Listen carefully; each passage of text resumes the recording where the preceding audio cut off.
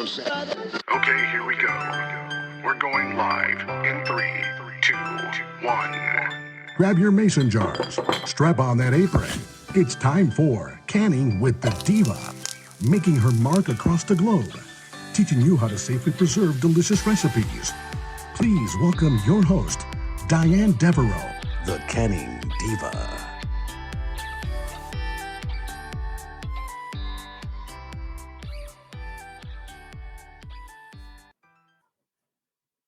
Hi, everyone. I'm Diane Devereaux, the Canning Diva, and you are tuning into Canning with the Diva. Welcome. I am so blessed to bring you episode number 9 today. Today, we're going to talk about immune-boosting properties when home canning gingerroot. And I must say, the reason I'm so excited about today's episode is because ginger is one of my favorites. I consume ginger every day. And I even overindulge on pickled ginger when I'm enjoying some sushi. Anyone who knows me knows I will always ask for extra ginger when dining on my favorite sushi roll. I love its spicy flavor, and even more so, I love its many health properties, especially if I'm working to keep my internal inflammation down and keep my immune system functioning strong. So today we're going to talk about 2 different recipes that embody the many wonderful things regarding ginger root. We're going to talk about a water bath recipe and a pressure canning recipe. As I shared this month, I'm working to give you all immune boosting recipes to help you throughout this cold and flu season, no matter where you are tuning in from across the globe. Canners everywhere are working hard to have healthy meals and foods in a jar to get them throughout each month, especially in the winter. In this episode, I will share 2 amazing recipes that me and my family consume daily, and we often interchange them. Okay, guys, so ginger or ginger root is a member of the Gingerroot family, okay? This also includes the turmeric root.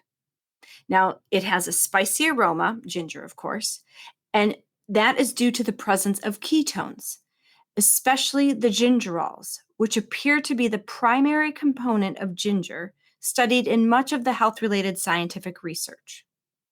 Indians and Chinese are believed to have produced ginger as a tonic root for over 5,000 years, and they did this to treat many ailments.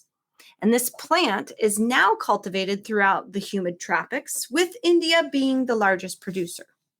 Now, ginger was used as a flavoring agent long before history was formally recorded. It was an exceedingly important article of trade, and it was exported from India to the Roman Empire over 2,000 years ago, where it was especially valued for its medicinal properties. Now, ginger continued to be highly sought after. It was a commodity in Europe, and even after the fall of the Roman Empire, the Arab merchants controlling the trade in ginger and other spices, and they did this for centuries. So they pretty much had the monopoly on the spice world. Now, in the 13th and 14th century, the value of 1 pound of ginger was equivalent to the cost of a sheep. Isn't that crazy? So now by medieval times, ginger was being imported in preserved form, and it was now being used as sweets. And many of us have seen crystallized ginger in recipes. Well, Queen Elizabeth I, she was of England, of course, she's credited with the invention of the gingerbread man, which became a popular Christmas treat. So whether it was crystallized ginger or they found a way to pulverize that and use it in, I just had ginger snaps last night, as a matter of fact. I mean, ginger has been used for thousands of years and in so many incredible ways. Now, because it's been used for thousands of years to treat various ailments, we can say with confidence, and of course some scientific backing us up, that using ginger to treat colds, nausea, arthritis, it's been known to help with migraines and asthma. It's been also known to work wonders with menstrual irregularities, diabetes, and hypertension. And that's just to name a few. So if we can say with confidence, with all of the medical, chemical, and pharmacological properties of ginger that have been extensively reviewed, I'm pretty confident putting it into a jar so that I have a bunch of that amazing immune boosting properties. And I mean, even just to help you digest food better. I mean, that right there is a good reason to drink it or consume it. So today, we're definitely going to dive into two amazing recipes that you can easily put up on your pantry shelf. And these are things that you can open at any time, whether it's the winter, whether it's cold and flu season, or because you're just, enjoying some of that jelly on a piece of toast for breakfast. There's no wrong way. Okay, so let's dive back into a little bit more of the health benefits and the therapeutic properties of the ginger. Okay, so ginger has appeared to exert a variety of powerful therapeutic and preventative effects. And because, again, it's been used for thousands of years, it has pretty much treated everything from colds to cancer. Now, however, in the last few years, there's been a bit more organized scientific investigations, and they have focused on the mechanisms and the targets of ginger and its various components. Now, I did quite a bit of reading before I recorded, because even though I've known my whole life, thanks to my mom, that, ginger is healthy, I wanted to kind of dive into some medical journals, and I wanted to do a bit more reading, and I wanted to share that with you so that you too, if you want to on your free time, you can do some digging yourself. So the medical journals that were highlighted in Nutrition Today, and they're copyrighted by Lippincott Williams and Wilkins Incorporated. Now, they have shared information on the effectiveness of ginger as an antioxidant, an anti-inflammatory, anti-nausea, and an anti-cancer agent. So it's pretty interesting. And they've also dove into the protective effect of ginger against other diseases. So fascinating. And what I found exciting is when I was digging deeper, I read a chapter of a book that I'm going to mention as well. So if you want to jot this down to do some more reading, I went online. The book is called Herbal Medicine, Biomolecular and Clinical Aspects. It's the second edition. It's by Anne M. Bodie. And let's see here. Hopefully I'm not going to slaughter his name. I had wrote it down. Okay, it's Zygon Dong. So Zigang is his first name, and Dong, Dong, as the last name. Now, I read chapter 7, so that is where I would point you to. And I was pretty enamored by the level of detail they gave. They shared with you some of the studies, the results. I mean, it was quite fascinating. You can download some of their PDFs, I believe, as well. So that is online, and I highly recommend you checking that out when you have time. Okay, so now I've given you some history about Gingerroot. I have talked to you about, and sorry, that was my dog barking in the background. Can't help that, and I'm not going to re-record because of my little guy up there. But he's wanting me to wrap it up so I can take him outside to play. But anyway, what does all of this history and health benefits and journalistic scientific research mean to us as canners? Well, it means that canning and even dehydrating, but canning specifically fresh gingerroot is going to be one of the healthiest things you can do for you and your family. So again, I want to share two simple recipes, and let's dive into those now. The first one is a water bath recipe called lemon ginger jelly. And the other uses a pressure canner, and that is called ginger tea. So what we're going to do is we're going to start with ginger tea. And this is something that, as I mentioned earlier, I drink daily in my home. So what I'll do is and I'm sipping on a mug right now, no joke. I bring my teapot to boil, and I put a green tea bag in the mug, Fill it about 3/4 of the way full. And then the recipe I'm going to share with you, once it's opened, you can keep it in your refrigerator and it's good for up to 2 weeks, sometimes 3 weeks.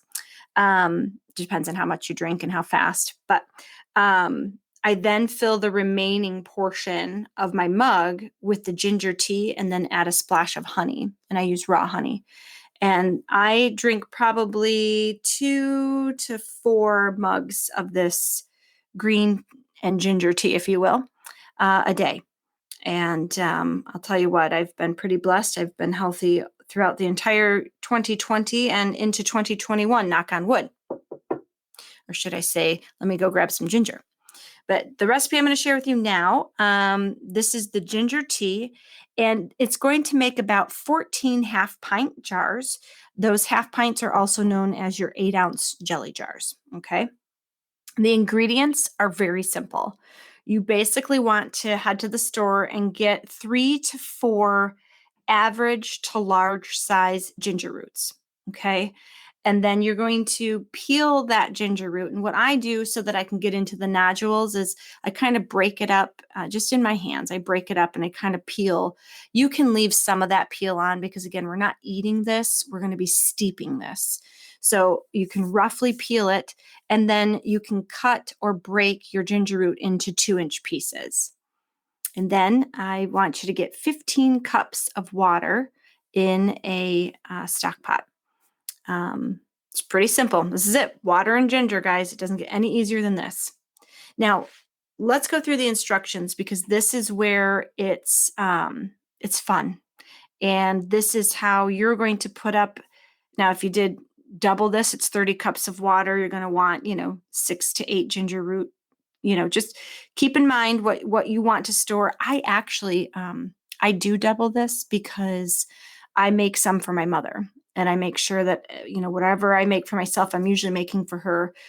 She used to can beside me in the kitchen, and now I'm doing it for her because, she's earned it, right? So anyway, pay attention to the instructions. And of course, if after you listen to my podcast, you have any questions, you're always welcome to email me at diane@canningdiva.com. Okay, so once your ginger roots are roughly peeled and cut or broken into 2-inch pieces, you're going to place that prepped ginger root into the stock pot, and you're going to cover it with the water, and you're going to bring it to a boil. Now, once it's at a boil, I want you to reduce the heat and keep it at a low boil for about 10 minutes. Go ahead and stir it occasionally. We don't want anything to get scorched by sitting on the bottom of the pan, okay? Now, once you have done this, for the 10 minutes is up, okay? Remove it from the heat, cover it with a tight-fitting lid, and just let it steep. Now, I recommend steeping this for 10 minutes at minimum, okay? The longer you go, the more that hot water is going to pull the properties from the ginger root, okay? I have often let it steep for a half an hour. Once it has steeped, use tongs and remove pieces of the ginger root and cut them into smaller 1/2-inch pieces. You're going to place 1 1/2-inch piece into each jar. Then you're going to use your ladle and your funnel, and you're going to fill each jar with ginger water and leave yourself a 1/2 inch of headspace. Wipe each jar rim with a washcloth dipped in vinegar, and then add your lid and your ring and go ahead and hand tighten. Now we're going to process this in a pressure canner. For those of you like me that have a dial gauge, you're going to process at 11 psi. If you have a weighted gauge, it's 10 psi. And you're going to process for 20 minutes. Now, obviously, if you are in a different elevation, you're going to use a higher psi, and you can still process for 20 minutes. Of course, be sure to follow your manufacturer's instructions for operating your pressure canner, and make sure you know your elevation for the required psi. Okay. The reason I do this, and I shared with you how I have it in my green tea, but the reason it's important to have this delicious immune-boosting drink sitting on your pantry shelf is because we're right now in the midst of cold and flu season, and we still have several areas of the world that are battling COVID-19. So I shared with you how I enjoy my hot green tea, but There's other ways in which you may use this. I don't have digestive problems, probably because I drink so much of it. But if you do, if you have IBS or indigestion, heartburn, ginger in your tea is going to be very helpful to settle your stomach. Also, if you're feeling congested, place a couple tablespoons up to 1.5 ounces of the ginger tea into a hot whiskey toddy. If you really like the flavor of ginger, and I'm going to be very honest with you, when you process this after steeping it for a half an hour, those little 8-ounce jelly jars pack a punch. It is a very concentrated, spicy flavor that the ginger brings to that tea. If you have the courage, go ahead and heat up an entire 8-ounce jelly jar in a mug and drink that straight. I'll tell you what, it will clear your sinuses.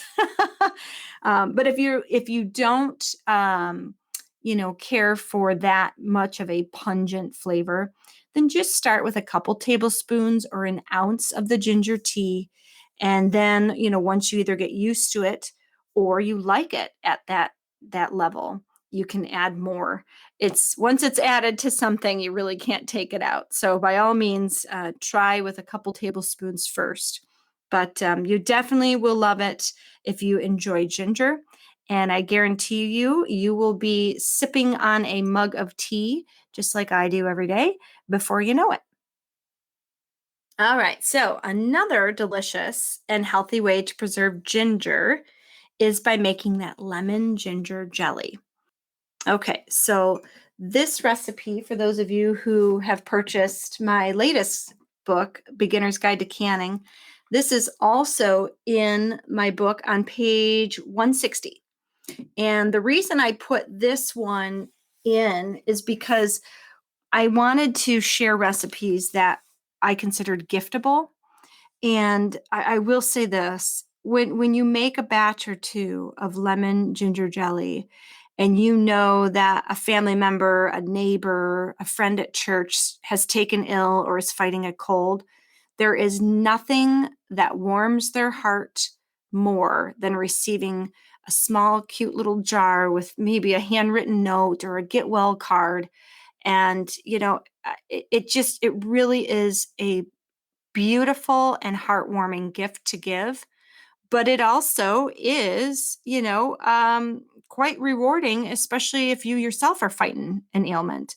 I will say there has been more than one time that I have taken a couple tablespoons of this jelly to soothe my sore throat. You can even plunk a couple tablespoons of this into your hot green tea or any tea that you like to enjoy, or you can spread it on a piece of toast or a baguette or whatever bread you have handy. Heck, there's been times when I'm fighting a cold and I'm not feeling well, I'm content with a soda cracker. So you can put a dapple of this on a soda cracker just to get something in your tummy to start, getting to feeling better. But this recipe is a water bath recipe. So for those of you that have not endeavored into pressure canning, this is a really simple place to start. Okay, so for the ingredients, you're going to need 3 cups of fresh or bottled lemon juice, 1 cup of water, 2 tablespoons of grated lemon zest, 1 piece of fresh ginger root, and I'm going to tell you, get about 4 inches worth, okay? And this one you're going to peel fully. You want to get every ounce of that peel off of there, and you're going to finely chop that ginger root. You're going to need 2 cups of sugar, and you're going to need 2 3-ounce pouches of liquid pectin. And the reason I'm telling you to use 2 instead of 1, you will see this in every recipe I create. Pectin is naturally formed from fruit pumice, apple pumice, typically citrus peels. Unfortunately, it's not very strong and it cannot withstand high temperatures for very long. So when we expose it to boiling water temperatures, it naturally starts to lose its ability to thicken. And so instead of relying on 1 and winding up with syrup, if you truly want a jelly, you add 2 pouches. And that same rule of thumb can be utilized with any jelly recipe, like jalapeno jelly. Typically, others have called for 1 pouch. You will always see the Canning Diva call for 2. There's nothing worse than when your jelly doesn't set. So go ahead and double it up. Now, if you want this to be more syrupy, by all means, just go ahead and add the 1 pouch of liquid pectin. Okay? All right, so let's go through these instructions together. All right, so in a large pot, cover the jars with hot water because we're only water bathing for 10 minutes, we want to sterilize our jars. If you are water bathing for more than 10 minutes, you can simply wash them in the sink or in your dishwasher. But this recipe only processes for 10 minutes, so we are going to boil our jars and sanitize them, okay? When you're covering those jars with hot water, you're going to add 1 tablespoon of white vinegar, and you're going to bring everything to a boil. You're going to boil those jars for 5 minutes, and then you're going to turn off the heat. You're going to repeat this same process in a smaller pot. You're going to place all of your lids and rings in there, add a touch of vinegar, bring it to a boil, let it sit for 5 minutes, or let it boil, for 5 minutes, and then remove it from the heat and set it aside. Okay. Now, in a medium heavy-bottomed pot, combine the lemon juice, water, lemon zest, and the chopped or finely chopped ginger root. Bring it to a boil over medium-high heat, and then reduce the heat to low, cover it, and simmer for 10 minutes. Okay, for the next step in this, we are going to capture juice for jelly. So when you're making jelly from fruits or berries, or in this case, we're using ginger root and lemon zest, there's an easy way to capture that juice to make the jelly. We don't want the small bits in there. We want to just capture that liquid, okay? So you're going to use a large piece of cheesecloth, and you're going to cover a heat-proof measuring container that will hold more than 4 cups of liquid. So that can be stainless steel, it can be glass. I love to use my glass measuring bowl, and I just put the cheesecloth over it, and then I use a large rubber band to go around the top to hold that cheesecloth in place. And then kind of looks like a drum, right? And then what you're going to do is you're going to carefully empty the contents onto the cheesecloth. And you want to do it slowly because, again, by doubling up that cheesecloth to capture any small particles, it's going to go slow, but it's okay. It's worth the process because you want all that juice. And then if you run into problems as you're dumping it slowly, if everything gets kind of piled up on high, you can use a spatula and pull some of those larger pieces off to the side, so that way you can continue to get the liquid to go through the cheesecloth. Now, if you're doing something very heavy like berries or fruit, you're going to want to allow that to sit there and drain for upwards of 2 hours, so that way you capture enough juice for the jelly.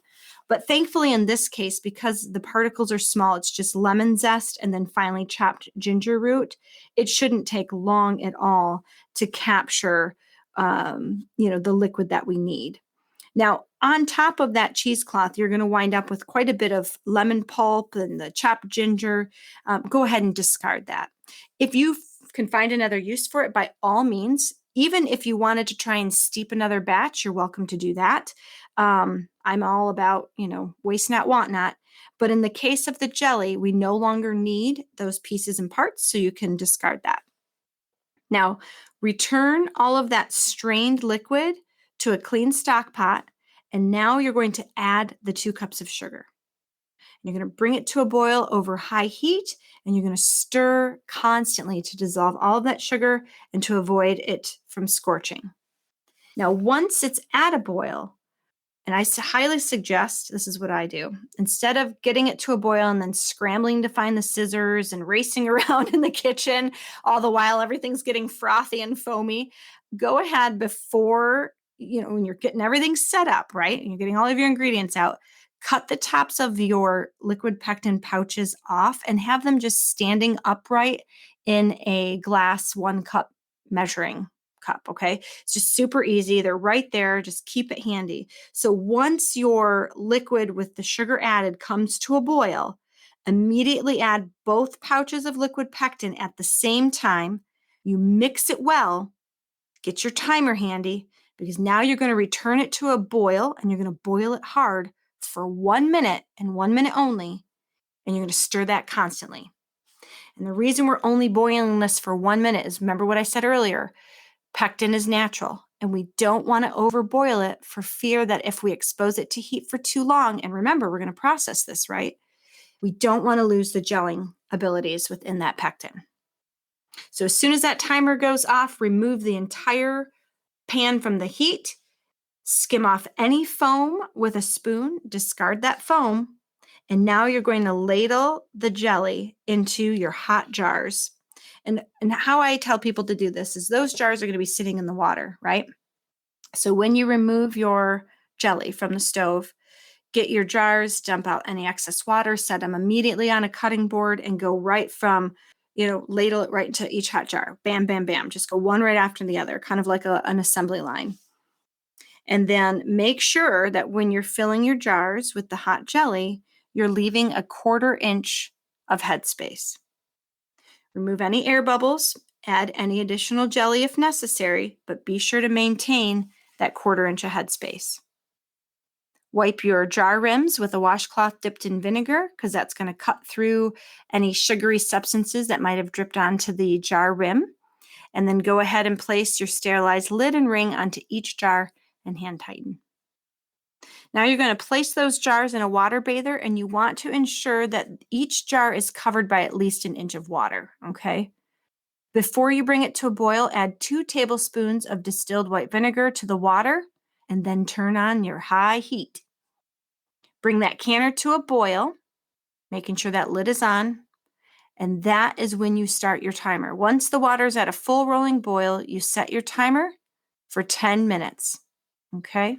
Now, once it's done and your timer goes off, turn off your burner and allow it to sit. Let your jars sit and rest for 5 minutes before removing them from the canner. Okay, so for those of you interested in more recipes like my lemon ginger jelly, especially if you want to start creating gifts, I highly recommend you purchasing Beginner's Guide to Canning, and that's available on Amazon, and it's also available on thriftbooks.com. And they actually have some good deals over there, so I would definitely check out thriftbooks.com. All right, everyone, thank you so much for tuning in. I hope you enjoyed learning the history of gingerroot and its many medicinal uses, and of course, its many health benefits. And I hope to see pictures of your lemon ginger jelly and your ginger tea on Facebook and Instagram. Please share those pictures with me. And when you're doing so, hashtag the Canning Diva. I'd want to be a part of what's taking place in your kitchen and give you all the accolades. Stay healthy, my friends and fellow canners, and remember, happy canning. Thank you for listening. Be sure to tune in next week for another episode of Canning with the Diva. For tips, recipes, and techniques, please visit us online at canningdiva.com.